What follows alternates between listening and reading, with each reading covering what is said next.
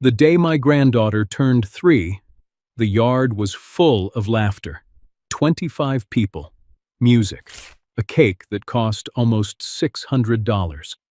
My son Logan stood beside me, smiling for the photos, while his wife passed champagne. Then he tugged my sleeve, once, twice, 3 times, 4, 5. We hadn't used that signal in 20 years. 5 pulls meant only one thing. Dad, I'm not safe. No one noticed. Savannah was laughing with her friends, but Logan wouldn't look me in the eye. You see, our family had about $2.8 million tied up in property, investments, and a gold collection I'd built over 40 years. I spent my career tracking financial predators. And in that moment, I realized one might be standing right next to my grandson's birthday cake. Logan's fingers brushed the old watch on my wrist, the one he used to grab when he was scared as a boy. I leaned closer and whispered, "Who are you afraid of?" He swallowed. Then Savannah turned toward us, still smiling. Quick note, this is a fictional story with dramatized elements for storytelling and educational value. If you're listening tonight, tell me in the comments where you're watching from and what time it is. And please, take care of your health. Drink some water, get some rest. Because what my son told me in that garage changed everything. I'm Owen Callahan, 68 years old, retired detective. I spent 32 years working financial crimes for Chicago PD. Paper trails, shell companies, fake charities, men who smiled in public and stole in private. I thought I had left that world behind when my wife, Laura, passed away 5 years ago. Cancer does that to you. It rearranges what matters. After she was gone, the house felt bigger, quieter. So I poured my energy into what was left. My son, Logan, and the family he built. Logan is 38, runs a small HVAC company. Good with his hands, too trusting with his heart. He married Savannah Reed 6 years ago. Savannah came into our lives like sunlight, polite, educated. She used to work in nonprofit fundraising, knew how to speak to donors, knew how to speak to me. She called me Mr. Callahan at first, then Dad. I wanted to like her, and for a while, I did. After Laura died, I reorganized my assets, the house, the land in Indiana, conservative stock investments, a modest gold coin collection I started in my 30s, altogether about $2.8 million, not billionaire money, just the result of decades of discipline. Logan knew every detail. I had always believed transparency built trust. But in the past year, something changed. Logan stopped discussing finances. He stopped asking for advice. Savannah handled everything. "It's simpler that way," she once told me, smiling as she refilled my coffee. I noticed small things. Logan used to sit straight when he talked. Now his shoulders curved inward. He used to laugh loud. Now he checked Savannah's face before finishing a joke. That afternoon in the garage, after the 5 pulls, Logan kept his voice low. "She wants me to sign something," he said. "What kind of something?" "A college trust for Mia." "That's good, isn't it?" He hesitated. That pause told me more than words. "She says it'll protect everything, taxes, probate, all of it. Let me see it." He shook his head. "She keeps the paperwork at home, locked." Locked. My own son didn't have access to his own documents. When we walked back toward the yard, Savannah was adjusting the outdoor camera mounted under the eaves. She glanced at us just a second too long. Later that evening, Logan texted me a photo of the first page of the document. Just the header. I zoomed in. It wasn't a simple college trust. It was a transfer of asset management authority to Savannah Reed. I stared at the fine print until my eyes hurt, and then my phone buzzed again. Another message from Logan. She says if I don't sign it this week, she'll take Mia and leave. I didn't sleep that night. When you've spent 3 decades following money, you learn one rule. Paperwork never lies. People do. The next morning, I asked Logan to meet me at his office, not the house, not anywhere Savannah could overhear. His HVAC shop sat between a tire store and a closed diner on Maple Avenue. The smell of oil and dust felt honest. He looked tired. Not physically, spiritually. "She says it's standard," Logan told me, pacing between 2 air units. "Estate planning, asset protection. She even had a lawyer review it." "Whose lawyer?" "Her contact." I nodded slowly. "Logan, did you read every page?" "I tried. It's 27 pages of legal language." That was enough for me. I took the photo he had sent and zoomed in again. The header was harmless. The fine print wasn't. The clause transferred discretionary management rights over joint assets, including business revenue, to Savannah Reed as primary trustee. "That's not a college fund," I said quietly. "That's control." Logan ran a hand through his hair. "She said if I don't sign it, I'm putting Mia's future at risk." Fear. That's how predators move you. I asked him about the safe. His face changed. "What about it?" "When was the last time you opened it?" 2 weeks ago." "Why?" "Check the log." The biometric safe in his office tracked every access attempt. He pulled it up on his tablet. 2 entries appeared from the previous Friday night, 9:14 p.m. and 9:22 p.m. "You weren't here," I said. "No? We were at dinner with Savannah's friends." I let that settle. Inside that safe sat part of the gold collection I'd entrusted to him. Not all of it, just enough to matter. "Open it." He hesitated, then pressed his thumb to the scanner. The door clicked. Everything looked normal at first glance. Velvet trays, coins in protective capsules. But I leaned closer. Weight tells truth. One tray felt lighter. We counted. 3 American Gold Eagles were missing. Market value, roughly $6,000 each. $18,000 gone without forced entry. Logan stared at the empty slots. "She wouldn't—" "I'm not accusing," I said evenly. "I'm observing." And back at my house that afternoon, I started tracing the nonprofit Savannah had mentioned months ago. Bright Tomorrow Foundation. I've seen that name before. Not the exact words, but the structure. Soft optimism. No specifics. Their website showed smiling children, stock photos, no detailed annual reports. Then I checked state filings, registered address, a suite in Phoenix. I called an old colleague who now worked private compliance. "Run the director," I told him. An hour later, he called back. The Social Security number attached to Savannah Reed was reported inactive 9 years ago. I felt something cold move through me. Inactive how?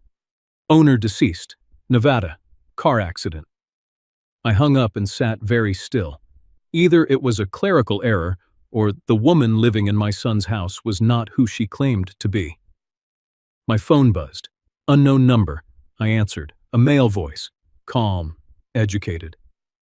"Mr. Callahan, you spent your life chasing shadows. Don't start again." The line went dead. And for the first time since that birthday party, I knew this wasn't just about paperwork. It was about something much bigger. I didn't tell Logan about the phone call, not yet. Fear spreads fast in a family, and I needed clarity, not panic. 2 days later, Savannah invited me to dinner, just the 4 of us. Logan grilled steaks in the backyard. Mia chased bubbles across the lawn. It looked normal. That's what made it dangerous. Savannah poured wine into my glass and said, "Owen, I worry about Logan. He's been under so much stress." "Running a business does that," I replied. She tilted her head. "It's more than that. He forgets things, loses focus. I'm afraid he's burning out." Logan froze for half a second at the grill. That was new. After dinner, while Logan cleaned up, Savannah walked me toward the driveway. "You've always been protective," she said softly. But sometimes, stepping back is the best help. I smiled. I've made a career out of stepping back and watching. Her eyes didn't blink. That night, I asked Logan to check something else. Pull your bank statements for the business. He hesitated again. She handles payroll and vendor transfers now. I didn't ask who handles them. I asked if you can see them. We sat at his desk. He logged in. It took 3 attempts. The password had changed. That's odd, he muttered. Odd wasn't the word. He finally gained access through a backup email. We scrolled. 3 outgoing transfers, $48,000 each, labeled charitable allocation. Did you approve these? I asked. Logan's voice dropped. She said we'd discuss donating 10% this quarter. Did you? No. I leaned back in the chair. That wasn't generosity. That was extraction. The recipient account traced back to Bright Tomorrow Foundation, Phoenix again. Later that week, I drove by Logan's office after hours. The lights were off, but the parking lot wasn't empty. Savannah's SUV sat near the entrance. I stayed in my car. She exited the building 20 minutes later, calm, unhurried. She carried a small leather case. The next morning, Logan called me. Dad, did you touch the safe yesterday? No. There's another log entry, 10:32 p.m. He hadn't been there. We met again at the shop. He opened the safe. This time the gold trays looked intact. But when he lifted one, the weight felt wrong again. The coins were still there. But they weren't gold. They were plated replicas, nearly identical, until you held them. 18,000 was just the beginning, I said quietly. Logan sank into the chair. How could she? Before he finished, his phone vibrated. A text from Savannah. Dinner at my parents' tonight. Don't be late. He stared at the screen. Then another message appeared. If you keep talking to your father about private matters, I'll take Mia and go somewhere you'll never find us. Logan's hands started shaking. I looked at him carefully. When was the last time you felt safe in your own house? He didn't answer. He didn't need to. That afternoon, I received an email from my old contact. The Nevada death certificate attached to Savannah Reed was authentic. Same name, same birth date, same social security number. The woman who died 9 years ago had never married, never had a child, never lived in Illinois.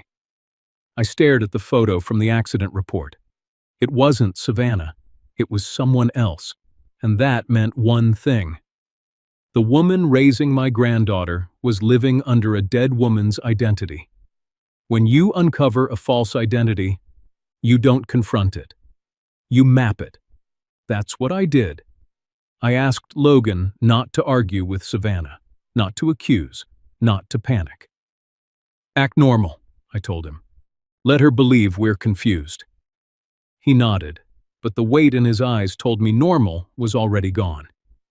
That weekend, Savannah insisted we attend a fundraising brunch hosted by Bright Tomorrow Foundation. She said it would be good optics for Logan's business. Optics. That word doesn't belong in a marriage. The event was held at a rented event space downtown. Clean, polished, catered. About 40 guests, most over 50. Wealthy, comfortable. I walked slowly through the room, observing. Savannah moved easily between donors. Her smile never slipped. She spoke about impact and legacy and safeguarding the next generation.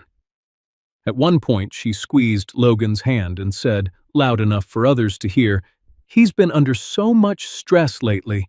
I'm just trying to keep everything stable for our family." Planting a narrative, I excused myself and asked the event coordinator about their board members. "Mr. Gavin Rowe couldn't attend," she said politely. "He's traveling." There it was again, Gavin Rowe. I stepped outside and called my old colleague. "Run, Rowe," I said. 10 minutes later, my phone vibrated. Private equity, offshore ties, a nonprofit cluster that had dissolved abruptly 7 years ago. No convictions, No clean history, either. Inside the hall, Savannah stood at the microphone. She thanked donors, spoke about transparency, spoke about trust. Then she announced something unexpected.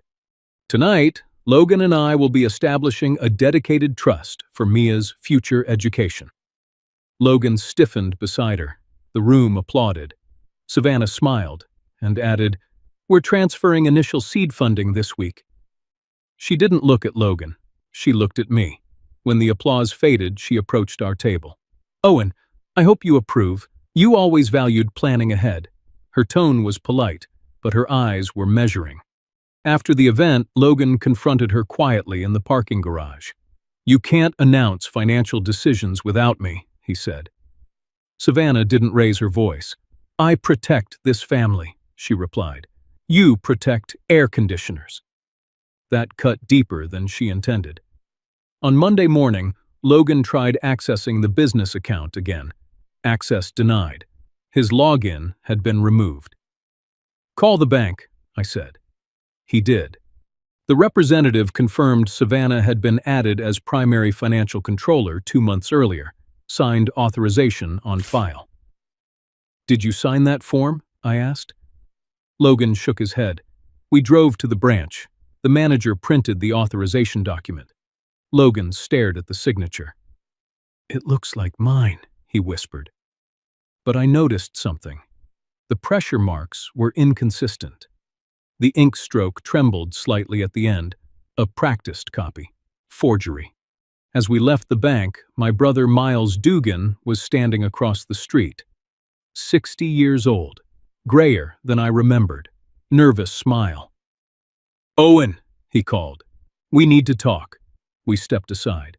"You're stirring up trouble," Miles said quietly. "Let it go." "Why would I?"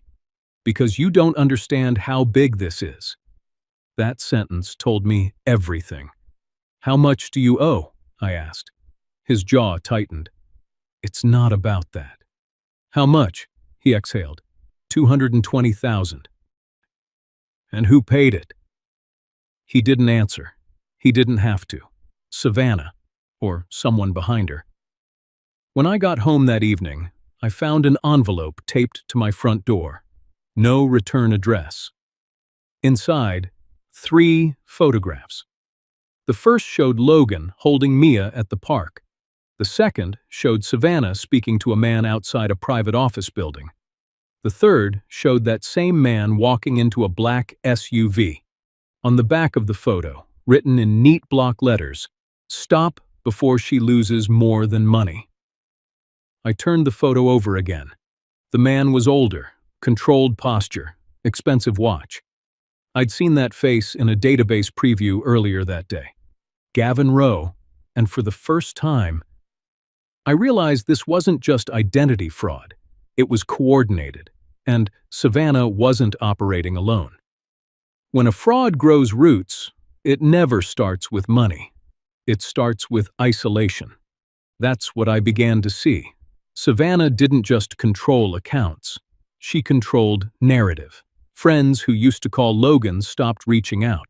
Clients said he seemed distracted. One vendor mentioned Savannah had renegotiated payment schedules without informing him. Piece by piece, she was rewriting his professional identity. I asked Logan one simple question. "When was the last time you felt like this was your life?" He didn't answer right away. Then he said quietly, "I don't remember." That hurt more than the forged signature. 2 days later, I received something unexpected. A manila envelope arrived by certified mail. No sender name. Inside was a photocopy of a Nevada DMV application from 9 years ago. The photograph attached to the Savannah Reed identity file was not the woman living in Logan's house. The bone structure was wrong. The eyes were different. Same name, same birth date, different face. I drove straight to Logan's office. "She's not just using a dead identity," I said. "She replaced someone." He stared at the paper like it might disappear. "What does that even mean?" "It means this was planned long before you met her." He leaned against the desk, breathing unevenly. She told me she grew up in Denver. She told me her parents passed when she was young. She told me she had nothing. Each sentence sounded rehearsed now. That afternoon, I reached out to a former colleague who now worked private compliance investigations. He called me back within hours. "Owen, the Social Security number tied to Savannah Reed has been used in 3 states in the past decade." "For what?" "Charitable boards, property co-signatures, small business transfers." "How many families?" He paused. "Hard to say. At least 4 flagged, maybe more." This wasn't random. This was pattern. That night, Savannah showed up at my house without warning. She stood on my porch like she owned it. "Logan seems anxious," she said calmly.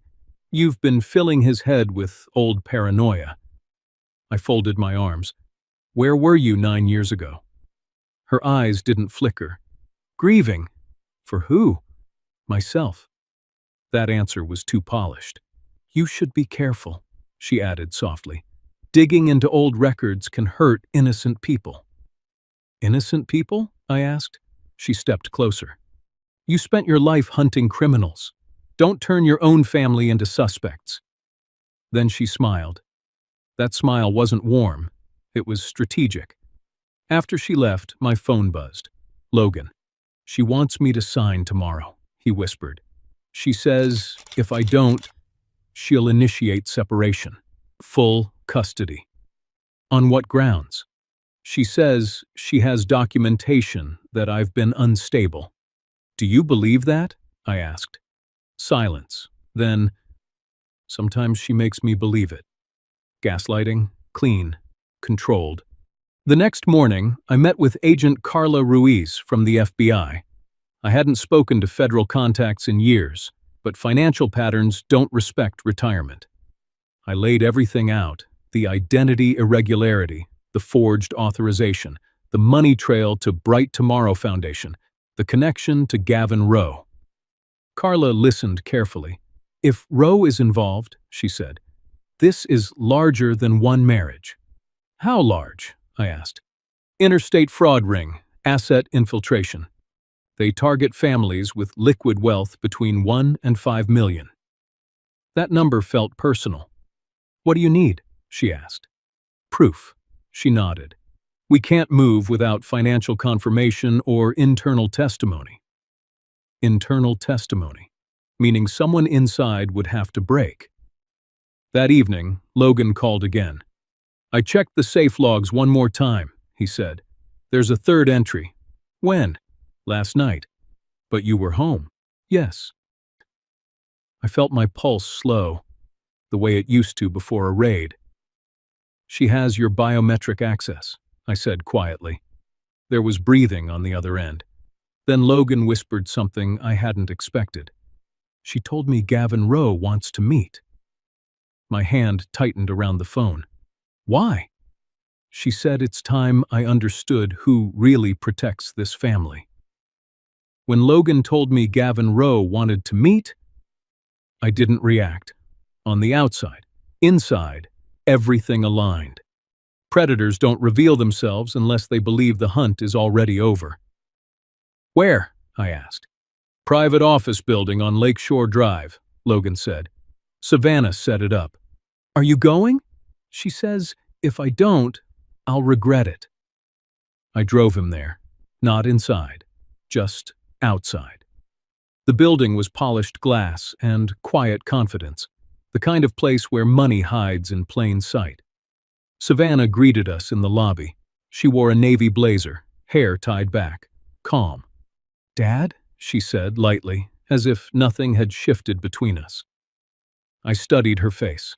No tremor, no sweat, just composure. Logan and Savannah went upstairs together. I stayed in the car and called Agent Carla Ruiz. "If Rowe makes a threat or admits coordination," she said, "we need it recorded." Logan had already slipped a small recorder into his jacket pocket. My idea. Old habits. An hour passed. When Logan returned, his face looked emptied. We drove without speaking. Finally, he said, he knew everything. About what? Our accounts, the land, the gold, the investment portfolio. That's not public information. I know, Logan swallowed. He said Savannah protected me from making poor decisions. Protected, I repeated. He said transferring asset authority ensures stability. And if you refuse? Logan's jaw tightened. He said markets shift, businesses fail, custody battles get messy. Threats delivered politely are still threats. When we reached my driveway, Savannah's car was already there. She was waiting on the porch. You shouldn't have brought him, she said when she saw me. I didn't invite myself, I replied. Savannah looked at Logan. You told him about the meeting? He didn't answer. She exhaled slowly. You think you're uncovering something criminal, she said, turning to me. But you're just afraid of losing control. Control of what? I asked. Of your son. Her tone didn't rise. It didn't need to. I stepped closer. I know about Nevada, I said quietly. For the first time, her eyes shifted. Just a fraction. You're mistaken. I have the death certificate, the DMV record, the Social Security trail. Logan looked between us. What is he talking about? Savannah held his gaze. Your father is chasing ghosts. No, I said evenly. I'm chasing patterns. I pulled out the photocopy. The real Savannah Reed died 9 years ago in a car accident. Silence settled heavy between us. Logan stared at the paper. Savannah? She didn't speak. The wind moved through the trees. Say something, Logan whispered. Finally, she did. You think names define us? She asked. That's not an answer, I replied. She looked at Logan again, and something changed. Not fear, fatigue. You married me, she said softly. Not a birth certificate.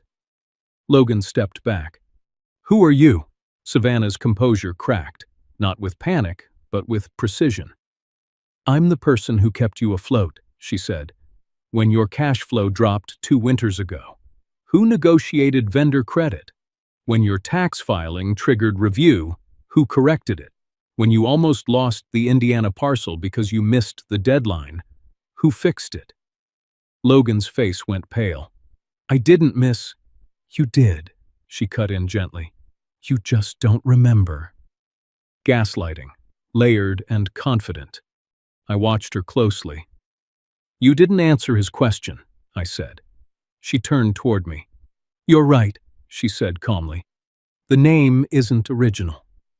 Logan's breath caught. It's legal, she added quickly. Identity restructuring isn't illegal if handled correctly. That's not what the Nevada record suggests, I said. Her jaw tightened. And what does it suggest? That you replaced someone who can't defend herself. The silence stretched. Then Savannah said something I didn't expect. You're already too late. Logan's head snapped toward her. Too late for what? For stopping what's already in motion. Her phone buzzed. She glanced at it, and for a split second, her expression hardened. Not at us. At the screen. She slid the phone back into her pocket. Sign the trust, she said to Logan, or this gets worse. How? He demanded. Savannah's voice dropped. You think Gavin Rowe meets people casually? You think he invests time without security? My instincts sharpened. What security? I asked. She met my eyes.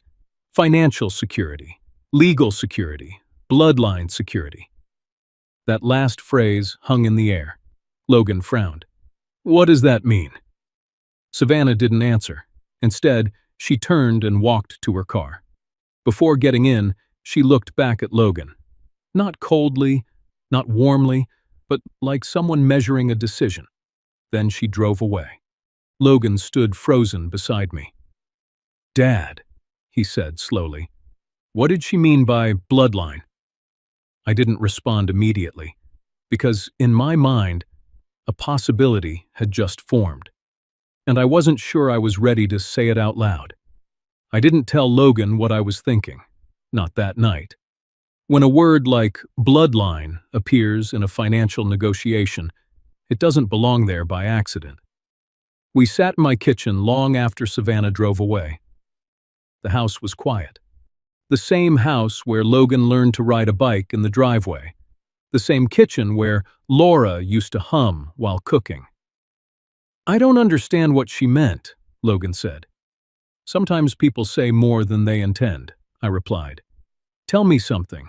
When Mia was conceived, was it natural?" Logan blinked. "What?" "I'm not accusing, I'm asking." He rubbed his face. "We had trouble at first. Savannah said she wanted to consult a specialist. She handled appointments, paperwork. I signed consent forms. Did you review them? They were standard clinic documents." "Which clinic?" "Arizona," he said slowly. "She said the success rates were higher." "Arizona? That wasn't random either." I kept my tone steady. "Did you ever see the full medical records?" "No." She said she'd keep everything organized. Of course she did.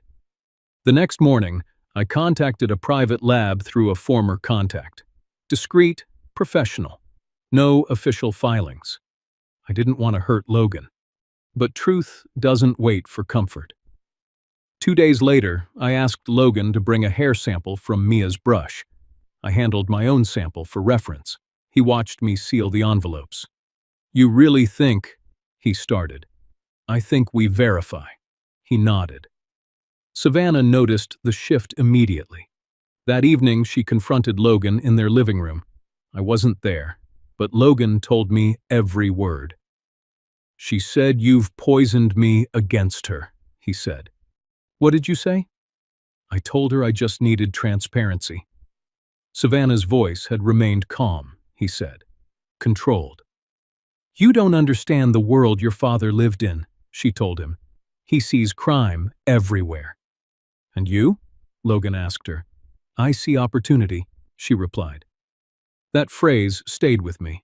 Opportunity for what? 3 days later, the lab emailed.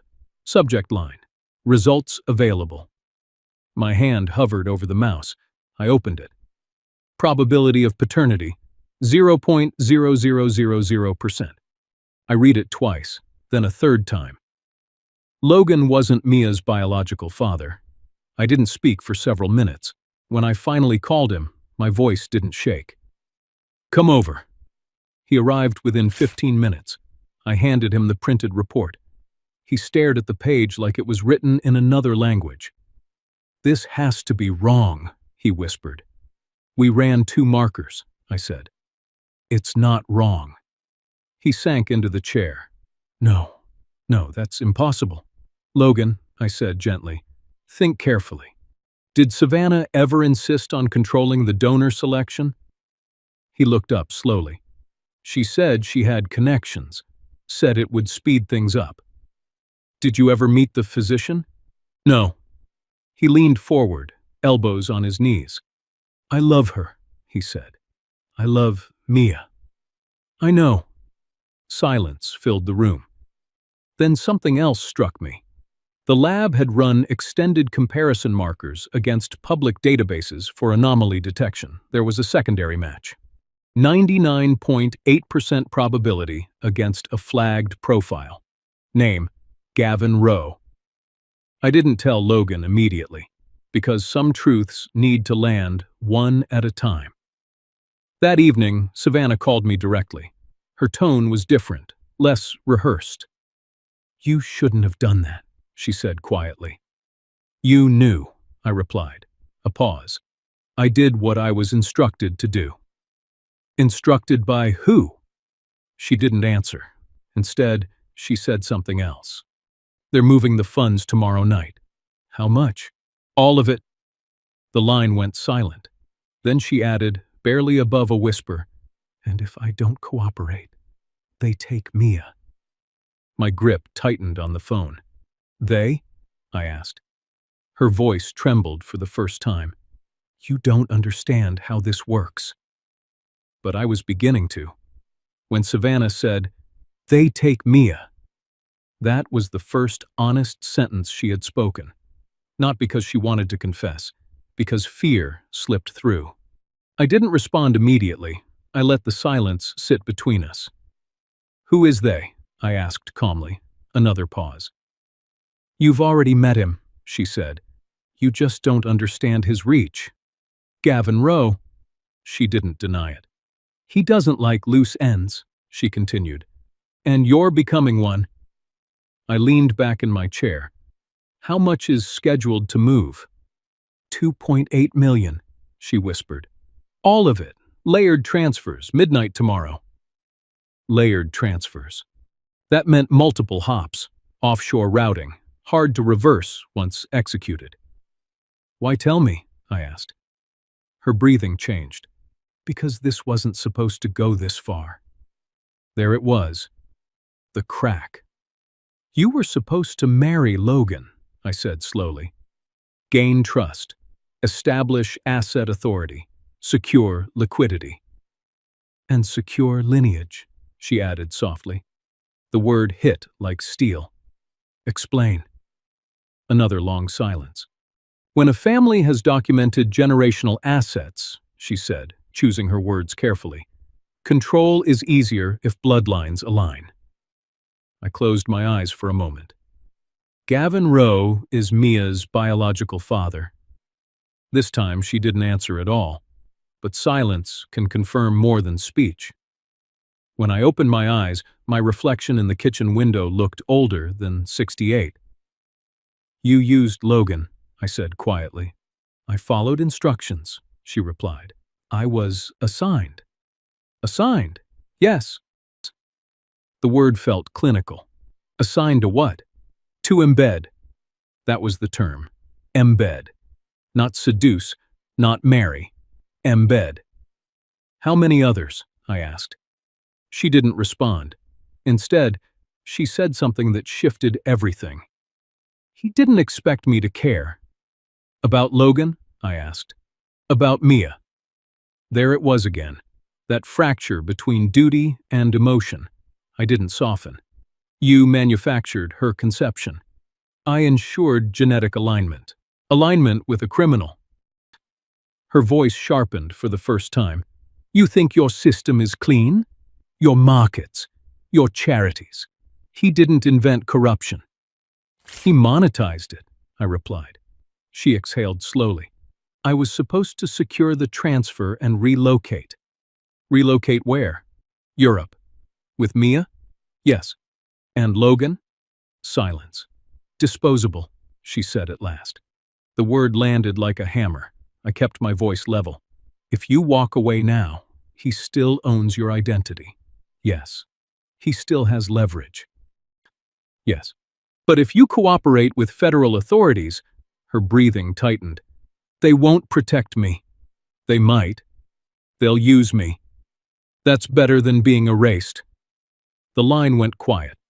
Then she said something unexpected. "I didn't choose the donor." That stopped me. "What?" "He chose himself," she said. "Control works best when legacy is personal." So this wasn't just financial infiltration. It was ego, dynasty through manipulation. "Does Logan know?" she asked. "About the DNA? Yes." She closed her eyes. I could hear it in her breathing. "And he still wants Mia?" "Yes." Her voice broke for half a second. "That wasn't part of the plan." Of course it wasn't. Logan loved without condition. Gavin calculated without conscience. Two opposite systems colliding in one child. "When does the transfer execute?" I asked. 11:59 p.m. tomorrow. "And your role?" "To authorize final trustee confirmation." "Can you stall?" "For minutes, not hours." "That's enough." There was another pause. "If I give you access," she said carefully, "you bring federal protection. For Mia." "For Mia," I agreed. "And partial immunity." "That depends on what you provide." "I can provide everything." Her voice had changed now. Not fear, not defiance. Decision. "Account structures, offshore routing, names of embedded assets." "Embedded assets?" I repeated. "Other spouses." The scale widened instantly. "How many?" I asked. "More than you think." That answered enough. My phone buzzed. Agent Carla Ruiz. I switched lines. "Move," I told her. "Tomorrow night. Layered wire. Primary source confirmed." "Source reliable?" she asked. "For now." When I returned to Savannah's line, she hadn't hung up. "There's one more thing," she said quietly. "What?" "If Gavin suspects betrayal, he won't just freeze accounts." My pulse slowed. "What will he do?"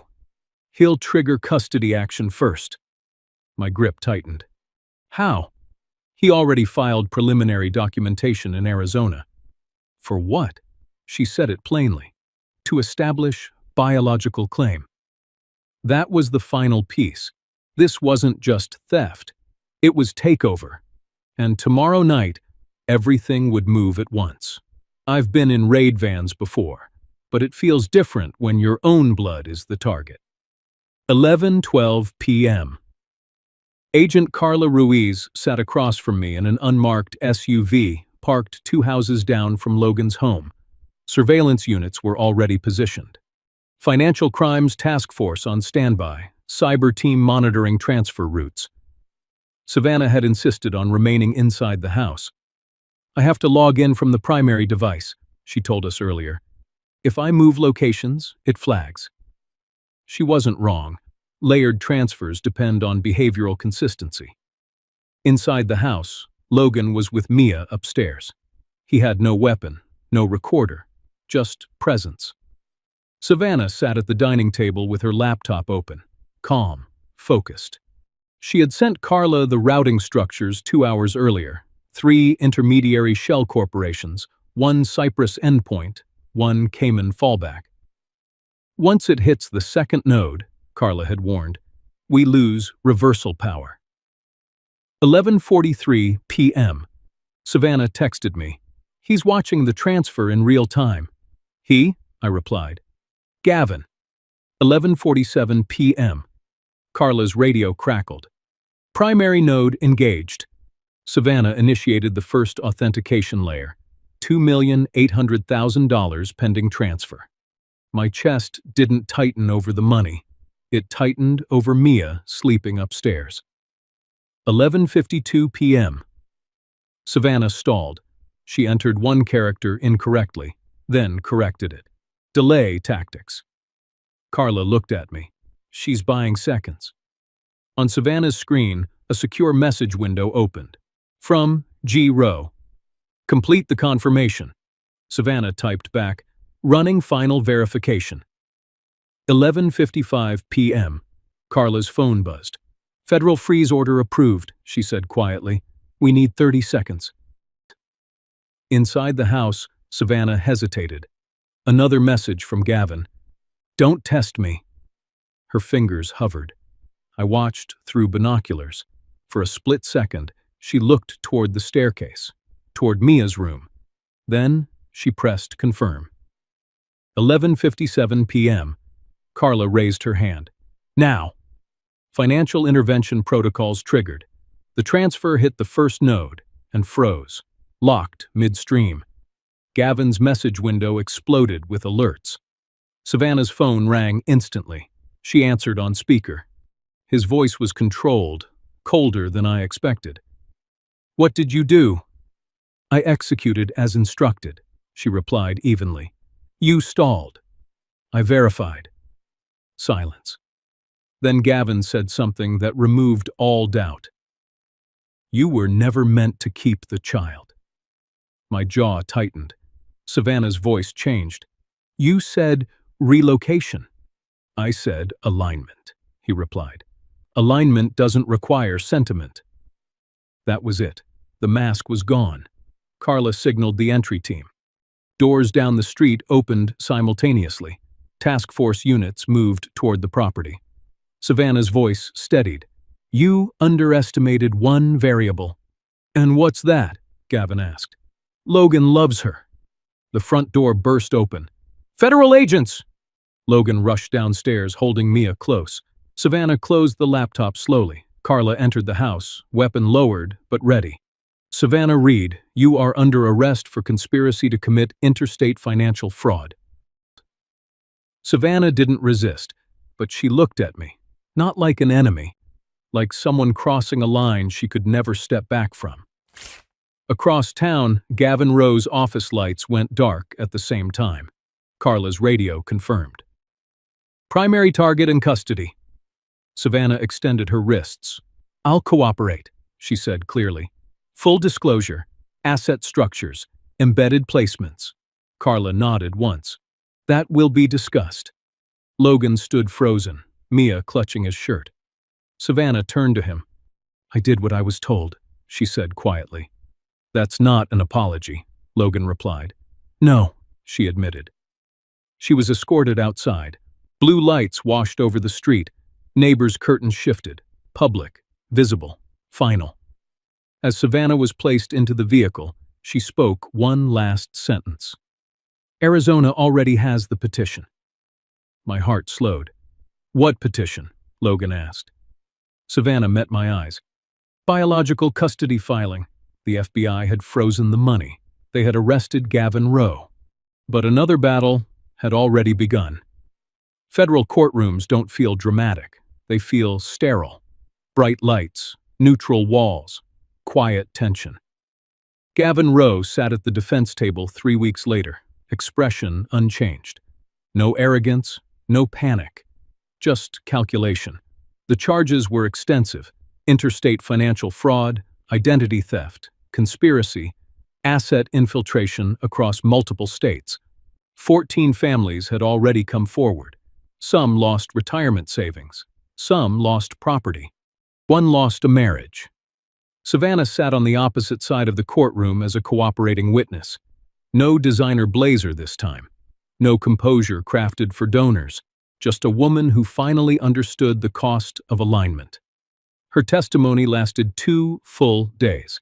She outlined the structure: recruitment, identity replacement, strategic marriage, asset consolidation, offshore routing. She didn't soften Gavin. She didn't dramatize herself. She spoke in facts, and facts were enough. The Arizona custody petition collapsed quickly once federal charges became public. The biological claim meant little under criminal conspiracy. The court prioritized stability, not genetics. Logan filed for full legal custody of Mia. I stood behind him when the judge asked the only question that mattered. Who has been the consistent caregiver? The answer wasn't written in DNA. It was written in daily presence. Logan's voice didn't shake when he said, I have. Savannah didn't object. She didn't fight it. When the ruling was read, Logan exhaled for what felt like the first time in months. Full custody granted. Supervised visitation pending review. Outside the courthouse, reporters asked questions. Logan didn't answer them. He carried Mia down the steps instead. She reached for the old watch on my wrist, the same one Logan used to tug when he was afraid as a boy. Patterns don't always repeat. Sometimes they heal. Savannah received a reduced sentence for cooperation. Identity charges remained. She would rebuild her life under supervision, stripped of aliases and control. Gavin Rowe did not receive leniency. For a man obsessed with legacy, prison offered no dynasty. As for me, I learned something I thought I already knew. Control isn't protection. Transparency isn't weakness. And blood doesn't define fatherhood. Love does. Protection does. Showing up does. If you've listened this far, thank you for staying with me through this story. Tell me in the comments where you're watching from and what time it is where you are right now. I always wonder how far these stories travel. And if you made it to the end, rate this story from 1 to 10. Your feedback helps me tell even stronger stories next time. Please note, this story contains fictionalized elements created for educational and entertainment purposes. If this moved you even a little, another story is waiting on your screen right now. YouTube believes you might like it, so take a look.